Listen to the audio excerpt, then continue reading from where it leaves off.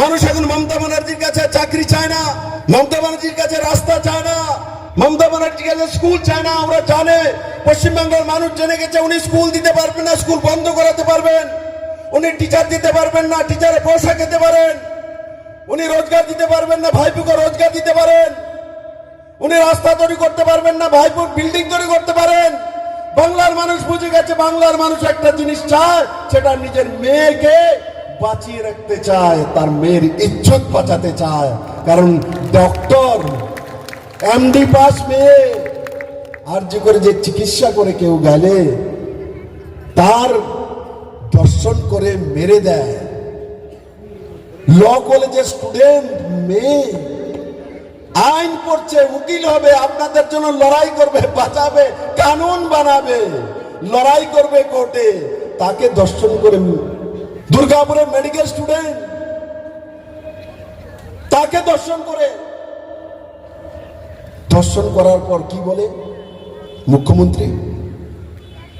রাত্রিতে 7টার পরে কেন বেরোনো উচিত না? যদি মমতা ব্যানার্জির মা ওনাকে বলতেন রাত্রে 7টার পরে মমতা বেরিয়েও না, উনি কি মুখ্যমন্ত্রী হতেন? উনি মুখ্যমন্ত্রী হতেন? উনি কি চাইছেন বাংলার প্রগতিশীল মহিলাদের প্রতি? যে আর্যকরের নাম শুনলে মানুষ সেই হসপিটালের সামনে ছবি ওঠানোর জন্য যেত, প্রখ্যাত আর্যকর হসপিটাল, আজ সেই হসপিটাল এমন বদনাম হয়ে গেছে, চিকিৎসার জন্য ভয় কেউ যায় না। ভয়ে যদি মহিলা যায়, বলাৎকার যদি হয়ে যায়, দর্শন হয়ে যায়, তার জন্য পশ্চিমবঙ্গের বাইরে চলে যায় চিকিৎসার জন্য, আর্যকর হসপিটালে যায় না। কোথায় নিয়ে গেছেন পশ্চিমবাংলাকে? আজ পশ্চিমবঙ্গের মারা তার মেয়ের ইজ্জত বাঁচাতে চাইছে, তার সংস্কার বাঁচাতে চাইছে, দুর্গাপূজা করার ব্যবস্থা চাইছে, কালী পূজা করার ব্যবস্থা চাইছে, সরস্বতী পুজো যাতে করতে পারে, সরস্বতী পুজোর দিন যাতে ছোট্ট মেয়েটার শাড়ি পরে গিয়ে অঞ্জলি নিতে পারে সেটা চাইছে। সেটাও দিতে পারছে না, সেটাও দিতে পারছে না। দীপকদা বললেন যে সরস্বতী পুজোও বন্ধ করে দিয়েছে। ভারতবর্ষের মধ্যে সরস্বতী পূজা বন্ধ হয়ে যাবে?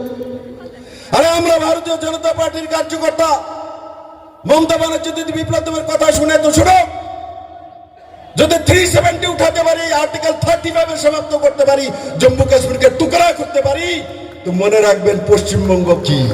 টিভিতে আপনারা দেখেছেন যে 35টা লোকের হুদিস নেই, 7-8টা লাশের তো ডিক্লেয়ার করেছে, কিন্তু আজকে 2 দিন 3 দিন হয়ে গেল 35টা লোক নেই, মানে 35টা লোক জীবিত জ্বলে গেল। মুখ্যমন্ত্রী একবার সেই পরিবারটির কাছে যায়নি, একটা ফোন পর্যন্ত করেনি, ওখানে একবার দাঁড়ায়নি পর্যন্ত। কত নির্মম মুখ্যমন্ত্রী!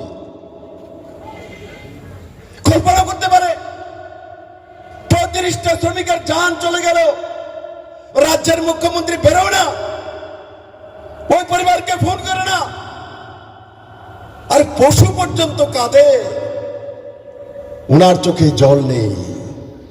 উনি কোথায় যান দৌড়ে? যখন আইপেকে ইডি হানা দেয় তখন দৌড়ে চলে যান। যখন ভাইপুর ঘরে ইডি যায় তখন উনি দৌড়ে চলে যান ঘরের মধ্যে।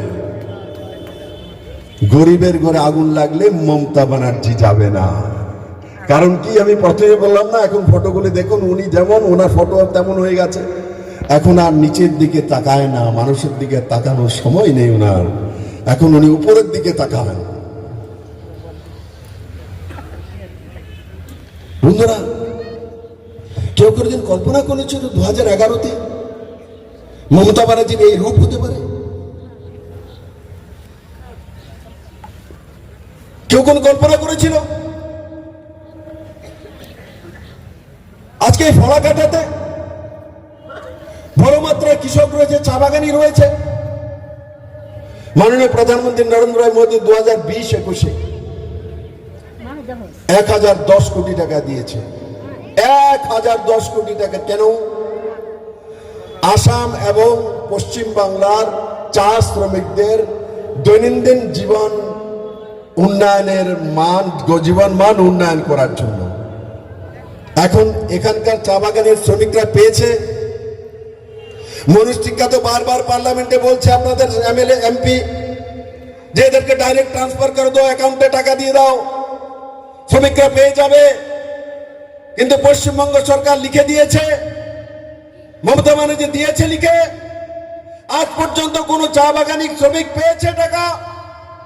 আসামে পেয়ে গেছে, কিন্তু এখানে চা বাগানের শ্রমিকরা এক পয়সা পায় নাই 1010 কোটি টাকার মধ্যে। কারণ কি? উনি চাইছেন ওনার কাছে সে ফান্ডটা দিয়ে দেব, উনি বিতরণ করবেন, তারপর ওনার মধ্যে একটা নাম দিয়ে দেবেন, এটা আমার নাম, তারপর বা কাটমানি ভাইপুর লাগবে। কারণ ডাইরেক্ট যদি কেন্দ্র সরকার অ্যাকাউন্টে দিয়ে দেয় তাহলে ওনার তো কাটমানিটা আসবে না। উনি কাটমানি ছাড়া আর কিছুই বোঝেন না, ভাইপো ছাড়া কিছুই দেখেন না। আর তার কারণে নরেন্দ্র মোদী 2020-21 করার পরে আমাদের এখানে গরিব চাষিরা, চা বাগানের কর্মীরা এক পয়সা পর্যন্ত, এক বুঁদ পর্যন্ত পায়নি এই মহিলার কারণে। তা তো ছেড়ে দেন, মাঝখানে একটা চা সুন্দরী, বাপরে বাপ প্রকল্প, নাম কত, চা সুন্দরী।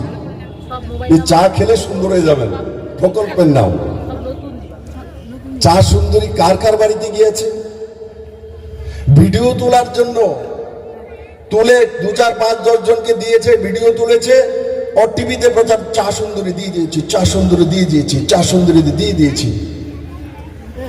কাউকে চা সুন্দরী দেয়নি, এই সুন্দরী পুরোটা উনি খেয়ে নিয়েছেন কাটমানি।